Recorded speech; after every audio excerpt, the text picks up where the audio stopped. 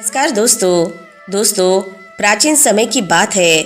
मगधीरा राज्य का राजा वीर प्रताप अपनी वीरता और न्यायप्रियता के लिए प्रसिद्ध था। उनकी रानी कनक सुंदरता और सादगी की मिसाल थी। दोनों का वैवाहिक जीवन सुखमय था। प्रजा राजा रानी को देवताओं की तरह पूजती थी। जब रानी गर्भवती हुई तो राज्य में उत्सव का माहौल था। लेकिन एक दिन राजा शिकार के दौरान जंगल में एक पाखंडी योगी से मिले। योगी ने राजा को चेताया, यदि तुम्हारी पुत्री का जन्म होता है तो वह तुम्हारी मृत्यु का कारण बनेगी। योगी की यह बात राजा के मन में घर कर गई। लौटते ही उन्होंने रानी को आदेश दिया, यदि तुम्हारे गर्भ से पुत्री का जन्म हुआ तो उसे तुरंत मार देना। समय बीता और रानी ने एक सुंदर पुत्र को जन्म दिया। राजा ने राहत की सांस ली और राज्य में खुशियों का माहौल बन गया। पुत्र के जन्म पर दावत दी गई और उसे राज्य का उत्तराधिकारी घोषित किया गया। रानी खुश थी कि बेटी के जन्म पर जो पाप हो सकता था वह टल गया। लेकिन नियति के खेल से अनजान राजा रानी भविष्य की परेशानियों से बेखबर थे। कुछ वर्षों बाद रानी फिर गर्भवती हुई। इस बार राजा ने और सख्ती से चेतावनी दी, यदि बेटी का जन्म हुआ तो उसे मारने में कोई देरी नहीं होगी। उसी दौरान राजा को किसी काम के सिलसिले से राज्य के बाहर जाना पड़ा। जब रानी ने एक बेटी को जन्म दिया तो उसका हृदय भय और दुख से भर गया। रानी को दुखी देखकर दाई माँ ने उनके दुख का कारण पूछा। तब रानी ने अपनी दाई माँ को सारी स्थिति बताई। दाई माँ ने रानी को भरोसा दिलाया, मैं आपकी बेटी को बचा लूंगी। दाई माँ की बात सुनकर रानी ने बेटी को दाई माँ के साथ कुछ वस्त्र और आभूषण देकर विदा कर दिया और महल में ये खबर फैलाई गई कि राजकुमारी का जन्म होते ही उसकी मृत्यु हो गई। राजा ने यह सुनकर राहत की सांस ली। दाई माँ ने बच्ची का नाम सौम्या रखा और उसे अपनी बेटी की तरह पाला। सौम्या सुंदर और बुद्धिमान बनकर बड़ी होने लगी, लेकिन दाई माँ ने उसे कभी उसके असली माता पिता के बारे में नहीं बताया। एक बार दाई माँ सौम्या को महल में लेकर आई। सौम्या ने पहली बार रानी को देखा और अनजाने में उनके प्रति आकर्षित हो गई। रानी भी सौम्या को देखकर भावुक हो गई और उसे प्यार करने लगी। आखिरकार वो उसकी माँ जो थी, लेकिन सच छिपाने के लिए उन्होंने खुद को दूर रखा। कुछ साल बाद सौम्या बड़ी हो गई। दिखने में वो बेहद ही सुंदर थी। आखिर थी तो वो एक राजकुमारी ही। एक दिन राजा वीर प्रताप जंगल में सैर कर रहे थे।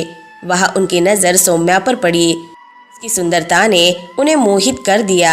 राजा ने अपनी मंत्री को सौम्या से विवाह का प्रस्ताव लेकर भेजा। दाई माँ ने विवाह का प्रस्ताव ठुकरा दिया। क्रोधित राजा ने दाई माँ को गिरफ्तार करवाया। दाई माँ ने कोड़ी की यातना सहते हुए राजा को सच बताया कि सौम्या उनकी ही बेटी है। यह सुनकर राजा क्रोधित हो गए।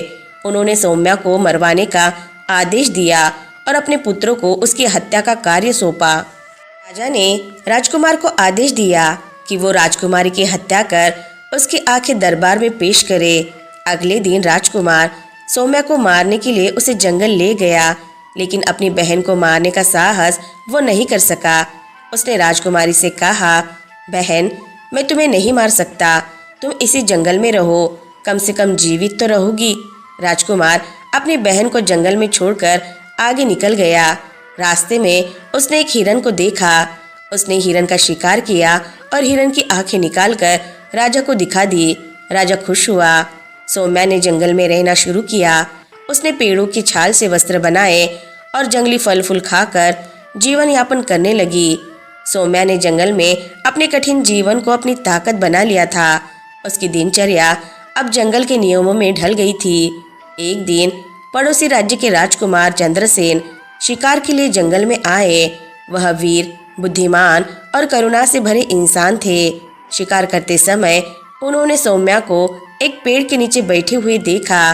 सौम्या के जर्जर वस्त्र और थकी हुई आंखें देखकर चंद्रसेन का हृदय पिघल गया। उन्होंने उससे पूछा, हे देवी, आप यहाँ अकेली क्या कर रही है? आप कौन है और इस अवस्था में क्यों है? सौम्या ने अपनी आंखें नीची करते हुए अपनी कहानी नहीं बताई, लेकिन चंद्रसेन के आग्रह पर उसने कहा, मैं एक दुखियारी नारी हूँ जिसे जीवन ने अपने ही परिवार से दूर कर दिया। मैं अब इसी जंगल में रहती हूँ। चंद्रसेन ने उसकी विनम्रता और मजबूती से प्रभावित होकर उसे अपने महल ले जाने का प्रस्ताव दिया। सौम्या ने पहले मना किया, लेकिन चंद्रसेन की सच्चाई और उसके मन में भरे सम्मान को देखकर वह उनके साथ जाने को तैयार हुई। वो कहते हैं ना कि डूबते हुए को तिनके का सहारा ही काफ़ी है। महल पहुंचने के बाद सौम्या को चंद्रसेन की माता और पिता ने बहुत सम्मान दिया। समय के साथ चंद्रसेन और सौम्या के बीच स्नेह और प्रेम का रिश्ता बन गया।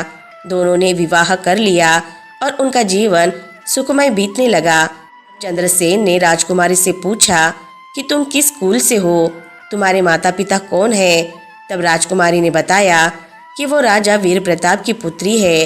राजकुमारी सब सच बताती है। तब चंद्रसेन उसे अपने पिता से मिलने को कहते हैं, पर राजकुमारी मना करती है। लेकिन राजा के कहने पर वो अपने पिता से मिलने को तैयार होती है। चंद्रसेन का राज्य समृद्ध था, लेकिन पड़ोसी राज्यों से आए लगातार खतरे ने उनकी चिंता बढ़ा दी थी।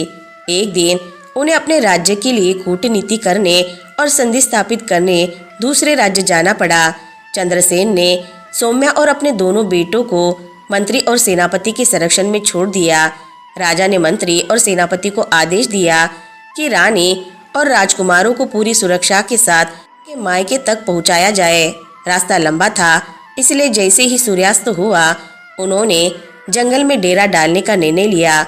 मंत्री ने रानी के डेरे के पास ही अपना डेरा लगाया। रानी को यह बात खटकी, लेकिन जब उसने इसका कारण पूछा तो मंत्री ने कहा, रानी साहिबा, आपके और राजकुमारों की सुरक्षा मेरी जिम्मेदारी है, इसीलिए मैं आपके पास ही रहूंगा। रानी को मंत्री पर संदेह हुआ, लेकिन उसने अपनी बात वही समाप्त कर दी। रात के समय जब सारा काफिला सो रहा था, मंत्री के मन में वासना का जहर उभरने लगा। आधी रात को वह रानी के डेरे में घुस आया। रानी ने उसकी उपस्थिति से चौंक कर पूछा, तुम यहाँ क्यों आए हो?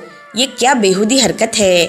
मंत्री ने एक घिनौनी मुस्कान के साथ कहा, रानी साहिबा, आपकी सुंदरता को देखकर खुद को रोक पाना मुश्किल है। इस निर्जल जंगल में आपकी और मेरी कोई बात जान नहीं सकेगा। रानी ने उसे फटकारते हुए कहा, मैं तुम्हारी रानी हूँ, तुम यह दुस्साहस कैसे कर सकते हो? मैं तुम्हें तुम्हारी मौत का कारण बनने से पहले चेतावनी दे रही हूँ। मंत्री पर रानी की फटकार का कोई असर नहीं हुआ। उसने अपनी वासना पूरी करने की ठान ली। रानी ने अपने बड़े बेटे वीर का हवाला देते हुए कहा, अगर तुम्हें मेरे बेटे का ख्याल नहीं है तो कम से कम अपने कर्तव्य का ख्याल करो। तुम मेरे परिवार के संरक्षक हो। मंत्री का चेहरा क्रोध और अभिमान से भर गया। उसने कहा, मुझे किसी की परवाह नहीं। तुम्हारे बेटे का नाम लेकर मुझे कमजोर मत बनाओ। अगर वह मेरे रास्ते में आया तो मैं उसे भी खत्म कर दूंगा। रानी ने मंत्री को रोकने के लिए चिल्लाना शुरू कर दिया। इसी बीच बड़ा बेटा वीर मंत्री की हरकतें देखकर उसकी तरफ दौड़ा। मंत्री ने अपने क्रूर स्वभाव का परिचय देते हुए तलवार निकाली और राजकुमार वीर का सिर धड़ से अलग कर दिया। रानी यह दृश्य देखकर स्तब्ध रह गई। उसका दिल टूट गया। मंत्री की निर्दयता से भयभीत होकर उसने अपने छोटे बेटे अंशु को गोद में उठाया और जंगल की ओर भाग गई। अंधेरी रात और खतरनाक जंगल के बीच रानी ने अपनी मातृशक्ति को इकट्ठा कर अपने बेटे को बचाने की ठान ली। जंगल के भीतर रानी ने एक गुफा में शरण ली। रात गहरी हो चुकी थी। रानी सौम्या अपने बेटे अंशु को गुफा में ले जाकर छुपाने के बाद सुबह की प्रतीक्षा कर रही थी। जब सूरज की पहली किरणें जंगल को आलोकित कर रही थी, तब राजकुमारी अपने बेटे के साथ वापस डेरे पर लौट आई। उसके बेटे का मृत शरीर वहीं पड़ा था। डेरा आगे बढ़ने लगा। दिन बीत गया। संध्या का समय होने पर काफिले ने फिर से डेरा डालने का निर्णय लिया। इस बार सेनापति ने रानी के डेरे के पास अपना डेरा लगाया। सौम्या ने इसे लेकर विरोध किया। उसने कड़े शब्दों में सेनापति से कहा, तुम्हारी यह हरकतें संदेहास्पद है। मैं तुम्हें यहाँ रुकने की अनुमति नहीं दूंगी। लेकिन सेनापति ने ढिठाई से जवाब दिया, यह जंगल खतरों से भरा है। आपकी सुरक्षा मेरी प्राथमिकता है, मैं यही रुकूंगा। रानी उसकी मंशा समझ चुकी थी। उसका क्रोध चरम पर था, लेकिन वह जानती थी कि अब उसे अपनी रक्षा खुद करनी होगी। आधी रात के समय जब सारा काफिला सो रहा था, सेनापति ने रानी के डेरे में घुसने की कोशिश की। सौम्या पहले से सतर्क थी। उसने उसे रोका और कड़े स्वर में कहा, तुम्हारी यह हरकतें तुम्हारी मौत का कारण बनेंगी। मैं तुम्हें चेतावनी देती हूँ, बाहर निकल जाओ। लेकिन सेनापति उसकी बातों को अनसुना कर भीतर घुस आया। सौम्या ने अपने छोटे बेटे अंशु का हवाला देकर उसे समझाने की कोशिश की। उसने कहा, तुम्हें मेरे बेटे की कसम है, यदि मेरे साथ कुछ गलत करने की कोशिश की तो यह तुम्हारे लिए अभिशाप बन जाएगा। परंतु वासना और क्रूरता से भरे सेनापति ने उसकी बातों को नजरअंदाज कर दिया। उसने निर्दयता से अंशु का सिर धड़ से अलग कर दिया। यह दृश्य सौम्या के लिए असहनीय था। उसके जीवन का आखिरी सहारा भी उससे छीन लिया गया था। अपने दोनों बेटों को खोने के बाद सौम्या पूरी तरह से टूट चुकी थी। उसने सोचा, मेरे बच्चों के बिना इस जीवन का कोई अर्थ नहीं, मैं जीकर क्या करूंगी। उसने अपना डेरा छोड़ दिया और अंधेरे में भागती हुई नदी के किनारे पहुंची। उसने अपने जीवन को समाप्त करने का निश्चय किया। सौम्या नदी के ठंडे और अग्र बहाव में कूद गई, लेकिन शायद किस्मत को कुछ और ही मंजूर था। नदी का बहाव तेज था, लेकिन उसमें अद्भुत शक्ति भी थी। सौम्या को नदी ने बहाते हुए एक दूसरे किनारे पर पहुंचा दिया। वहां एक बड़े पत्थर ने उसे सहारा दिया। सौम्या बेहोश होकर किनारे पर गिर पड़ी थी। सौम्या की आंखें धीरे धीरे खुली। उसने खुद को एक अनजान स्थान पर पाया। उसकी चारों ओर नदी का ठंडा पानी और जंगल की नमी का एहसास हो रहा था। दो योगी उसे खींचकर नदी किनारे ले जा रहे थे। सौम्या का शरीर थका हुआ था, लेकिन उसकी सुंदरता अब भी अद्वितीय थी। जैसे ही उसने अपने चारों ओर देखा, उसकी आंखों में भय झलकने लगा। वह दोनों योगी सौम्या को नदी किनारे लाए और उसे होश में लाने की कोशिश करने लगे। लेकिन जैसे ही सौम्या की सुंदरता उनके ध्यान में आई, उनके मन में वासना जाग उठी। वे एक दूसरे की ओर देखकर मुस्कुराने लगे। योगी ने कहा, यह राजकुमारी इतनी सुंदर है कि इसे मैं अपना बनाऊंगा। दूसरे ने जवाब दिया, नहीं, ये मेरी होगी, मैं इसे यहाँ से दूर ले जाऊंगा। तभी वहाँ और 4 योगी आ गए। वे भी सौम्या की सुंदरता देखकर उसके प्रति आकर्षित हो गए। अब 6 योगी आपस में बहस करने लगे कि राजकुमारी किसकी होगी। सौम्या उनके इस रवैये से भयभीत हो गई। वह खुद को बचाने के लिए इधर उधर देखने लगी, लेकिन वह कमजोर और असहाय महसूस कर रही थी। योगियों की बहस बढ़ती गई। उनमें से एक ने कहा, हम इस विवाद का निर्णय महात्मा जी से करवाएंगे, जो वह कहेंगे वही होगा। वे सौम्या को लेकर अपने महात्मा के पास गए। महात्मा एक शांत और तेजस्वी व्यक्ति वाले वृद्ध थे, जिनका चेहरा गहन अनुभव और दिव्यता से चमक रहा था। जैसे ही महात्मा ने सौम्या को देखा, उन्होंने तुरंत योगियों की वासना को भांप लिया। उन्होंने गंभीर स्वर में कहा, तुम सब योगी हो, परंतु अपने मन को वासना से नहीं बचा पाए। यह स्त्री तुम्हारे बहन समान है। तुम सभी भाई हो और तुम्हें इसे अपनी बहन के रूप में स्वीकार करना चाहिए। योगी महात्मा की बात सुनकर शर्मिंदा हो गए। उन्होंने सौम्या के प्रति अपनी वासना का त्याग किया और उसे अपनी बहन के रूप में स्वीकार किया। योगियों ने महात्मा के निर्देश पर सौम्या की देखभाल की और उसे सुरक्षित स्थान पर ले गए। सौम्या ने अपने जीवन की नई शुरुआत करने का निश्चय किया। अब उसका उद्देश्य अपने पिता से मिलना था। 6 योगी, जो अब राजकुमारी सौम्या को अपनी बहन के रूप में मान चुके थे, हर दिन भिक्षा मांगकर अपना और राजकुमारी का गुजारा कर रहे थे। हालांकि ये जीवन कठिन था, लेकिन उन्होंने महात्मा की बातों को याद रखते हुए सौम्या की हर तरह से रक्षा करने का वादा किया था। एक दिन सौम्या ने अपने योगी भाइयों से कहा, हम इस तरह जीवन नहीं बिता सकते। हमें ऐसा कुछ करना होगा जिससे हमारा जीवन स्थिर हो सके। मेरे पास एक योजना है। महाराज को किस्से और कहानियाँ सुनने का बहुत शौक है। तुम राज दरबार में जाओ और उनसे कहो कि तुम्हारी बहन उन्हें अद्भुत किस्से सुना सकती है। अगर उन्हें मेरे किस्से पसंद आए तो शायद वह मुझे अपने दरबार में स्थान दे। योगी को यह विचार अच्छा लगा। उन्होंने अपनी बहन के इस सुझाव को मानते हुए योजना बनाई। अगले दिन 6 योगी राजा वीर प्रताप के दरबार में पहुंचे। राजा का दरबार भव्य था और उनके सामने आने से पहले कई मंत्री और सैनिक उनसे सवाल करने लगे।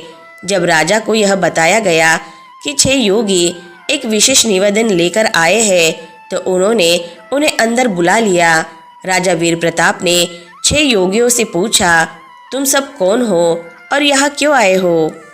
एक योगी ने हाथ जोड़कर कहा, महाराज, हम 6 भाई हैं और हमारी एक बहन है। वह अद्भुत किस्सा गोई करती है। उसकी कहानियाँ न केवल मनोरंजक है बल्कि प्रेरक भी है। अगर आपकी अनुमति हो तो हम उसे यहाँ लाकर आपके मनोरंजन के लिए प्रस्तुत करें। राजा वीर प्रताप को किस्से सुनने का बहुत शौक था। उन्होंने योगियों को अनुमति दी और कहा, कल अपनी बहन को लेकर आओ। अगर उसकी कहानियाँ मुझे पसंद आई तो मैं उसे पुरस्कृत करूँगा। अगले दिन 6 योगी राजकुमारी सौम्या को लेकर दरबार में पहुँचे। सौम्या ने अपना चेहरा पूरी तरह ढक रखा था ताकि कोई उसे पहचान न सके। उसका हृदय तेजी से धड़क रहा था, लेकिन उसने अपने भीतर के भय पर विजय पाई। राजा वीर प्रताप ने उसे देखा और पूछा, तुम्हारा नाम क्या है? सौम्या ने विनम्रता से कहा, महाराज, मैं सिर्फ आपकी सेवा में कहानियाँ सुनाने आई हूँ। मेरे नाम से ज़्यादा मेरे शब्द महत्वपूर्ण हैं। राजा ने कहा, तो शुरू करो। सौम्या ने अपनी पहली कहानी सुनानी शुरू की। ये कहानी एक बुद्धिमान किसान के बारे में थी जो अपनी मेहनत और चतुराई से अपनी भूमि को संपन्न बनाता है। कहानी में ज्ञान, प्रेरणा और मनोरंजन का समावेश था। राजा और दरबारियों ने कहानी को बड़े ध्यान से सुना और हर किसी के चेहरे पर प्रसन्नता झलकने लगी। कहानी खत्म होने के बाद राजा ने कहा, तुम्हारी कहानी अद्भुत थी। ये मुझे बहुत पसंद आई। तुम सच में एक बेहतरीन किस्सागो हो। राजा ने खुशी से सौम्या को इनाम में स्वर्ण मुद्राएं दी। सौम्या ने उन्हें विनम्रता पूर्वक स्वीकार किया और दरबार से विदा ली। अब यह प्रतिदिन की बात हो गई। 6 योगी हर दिन सौम्या को राजमहल लेकर जाते, जहाँ वह राजा वीर प्रताप और दरबारियों को नई नई कहानियाँ सुनाती। हर कहानी में कुछ सीख, प्रेरणा और मनोरंजन का मिश्रण होता था। राजा हर बार खुश होकर उसे इनाम में स्वर्ण मुद्राएं देते। धीरे धीरे 6 योगियों और सौम्या का जीवन बदलने लगा। जो कभी भिक्षा मांगकर अपना गुजारा करते थे, अब उनके पास धन और सम्मान था।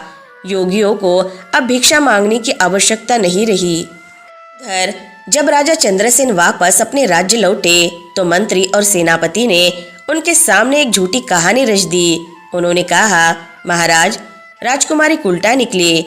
उसने आपके दोनों पुत्रों की हत्या कर दी और अपने कृत्य को छिपाने के लिए भाग गई। हमने उसे रोकने की बहुत कोशिश की, लेकिन वह जंगल की ओर भाग निकली। चंद्रसेन यह सुनकर व्यथित हो गए। उनका मन क्रोध और दुख से भर गया। उन्हें विश्वास नहीं हो रहा था कि उनकी अपनी पत्नी ऐसा कर सकती है, लेकिन मंत्री और सेनापति की बातों ने उन्हें भ्रमित कर दिया। उन्होंने फैसला किया कि वह राजा वीर प्रताप से मिलेंगे और इस पूरे प्रकरण पर उनकी राय लेंगे। जब राजा चंद्रसेन वीर प्रताप से मिले तो राजकुमारी भी वह किस्सा सुनाने पहुंच गई। उसने राजा को कहा, महाराज, आज मैं आपको एक ऐसा किस्सा सुनाऊंगी कि आप खुश होंगे, पर किस्सा सुनाते समय कोई भी राज दरबार से जाना नहीं चाहिए, तभी मैं किस्सा सुनाऊंगी। राजा ने उसे अनुमति दी। तब राजकुमारी ने अपना किस्सा शुरू किया। वो बोली, महाराज, एक क्रूर राजा था जिसने अपने बेटी को जन्म लेते ही मारने की कोशिश की, लेकिन वो बच गई। महारानी ने उसे एक दाइमा को सौंप दिया जिसने उसे पाला पोसा। जब राजा को इस बात की भनक लगी तो राजा ने अपने ही पुत्र के हाथों उसे मारना चाहा, पर वो भाई अपनी बहन को मार न सका। उसने उसे जंगल में छोड़ दिया। इतना सुनकर राजा को लगा कि ये तो मेरी ही कहानी है, काश मेरी बेटी जिंदा हो। तब राजकुमारी बोली, वो कन्या जंगल में भटकती रही, फूल पत्ते खाकर जिंदा रही। तभी वहाँ एक राहगीर आया। उसने उस राजकुमारी को देखा और उसे अपनी पत्नी के रूप में स्वीकार कर लिया और साथ में जिंदगी बिताने लगे। 2 पुत्र होने के बाद राजकुमारी ने अपने पिता के बारे में उस राजा को बताया। राजा उसे अपने पिता से मिलाने ला रहा था, तब उसे काम के माध्यम से दूसरे राज्य जाना पड़ा। चंद्रसेन को लगा कि ये तो मेरा ही किस्सा है। अब राजकुमारी आगे कहती है, राजा ने अपने मंत्री और सेनापति को साथ भेजा, जो निहायत ही दुष्ट निकले। वासना में अंधे होकर उन दोनों ने राजकुमारी के दोनों पुत्रों को मार डाला। ये सुनते ही मंत्री और सेनापति को पसीना छूटने लगा। आगे राजकुमारी बोली कि ये सब वो माँ सह न सकी और नदी में कूदकर मरने की सोची, पर 6 योगियों ने उसे बचा लिया। राजकुमारी ने अपना चेहरा दरबार में खोला। राजा वीर प्रताप ने अपनी पुत्री को देखकर उसे अपनी करने की क्षमा मांगी और उसे सीने से लगा लिया। तभी उधर राजा चंद्रसेन ने मंत्री और सेनापति का सर धड़ से अलग कर दिया। उन्हें उनकी करनी का दंड मिल गया।